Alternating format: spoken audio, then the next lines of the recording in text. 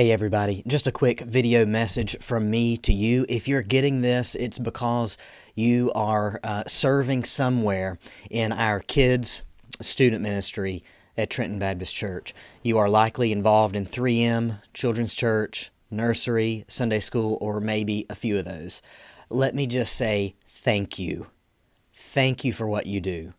Our church is seeing really good days, and I attribute this in no small part to the faithful work that you do week in and week out. So thank you for serving so faithfully. Let me just give you a couple of reasons to be encouraged. I've heard some really encouraging things from new families that are getting plugged in the life of our church. Let me just mention a few names. The Vandervecks, family of 7. The Gagne family, family of 4, military family, just came last time we had church. They said, we will be back. The Riches, who live just up the street.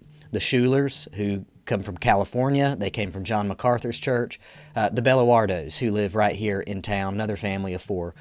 These folks have said things like, I knew that when I brought my kids to the children's wing that they were going to be cared for. They've said things like, I'm so thankful that I was able to make so many connections, personal connections. So a couple of these folks are coming from a very large church, maybe even a mega church background where they just really didn't know the people that they were existing beside of or serving alongside of, things like that.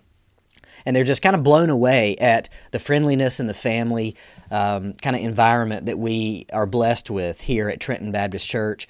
And then they come down to our kids' wing and they feel cared for. They feel known. And so let me just say thank you.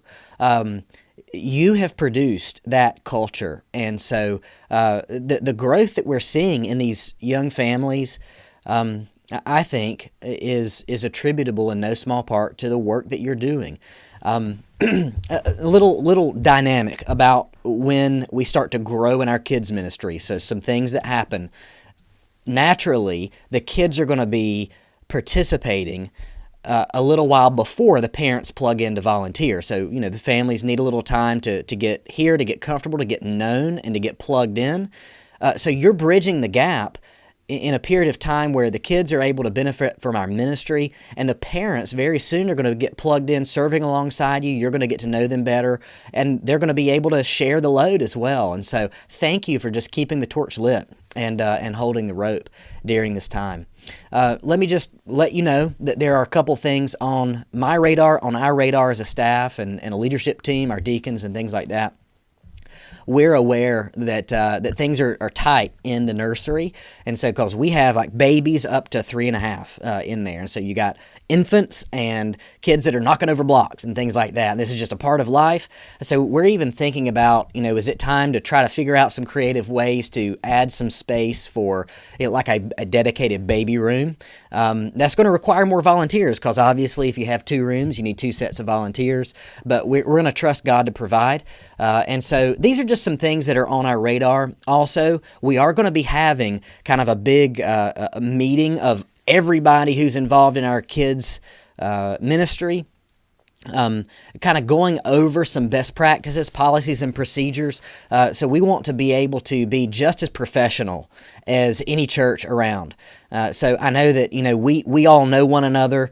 We all kind of know how things work, but it's going to be very important for us to demonstrate to visitors that, we have a set of kind of policies and procedures going on at our church. This is one of the first things that people ask me when they visit, and I meet them at the door and hand them our new welcome guide is, what do you have set up for kids' safety? Well, I'm able to say, hey, we have background checks, we have cameras, because, folks who are moving in, they don't know us like we know us. And so this is very important just to be able to not only protect our kids and but also to be able to communicate that we want to be just as professional, just as safe as anywhere else that a person could drop their kids off. And so be looking for a date for that coming up. We hope that this will not only be a time for us to just kind of put our heads back together, get everybody in our kids ministry world together, and to say thank you to you. We're going to be providing a meal during that time, but also we want to be able to have an opportunity to onboard some new folks. And so this will be a natural time. Hey, come to this this meeting, this training, this luncheon, or whatever it's going to look like. And so that we can get more folks even onboarded. So you're probably going to be hearing more from Jessica Addison, who's kind of our first impressions and onboarding coordinator in the future. In the very near future. So we've had a team of folks who are involved in our ministry that Nathan has been working with to put these policies together and things like that, and we just want to have kind of a training time coming up soon. So just be on the lookout for that. Just quick video just to give you those updates, those encouragements, this big thank you, and to put a couple of things on your radar. As always, I'm here for you. Nathan is here for you. And please reach out to us if there's anything that we can do to serve you. Thank you once again, and I look forward to serving alongside of you in 2025.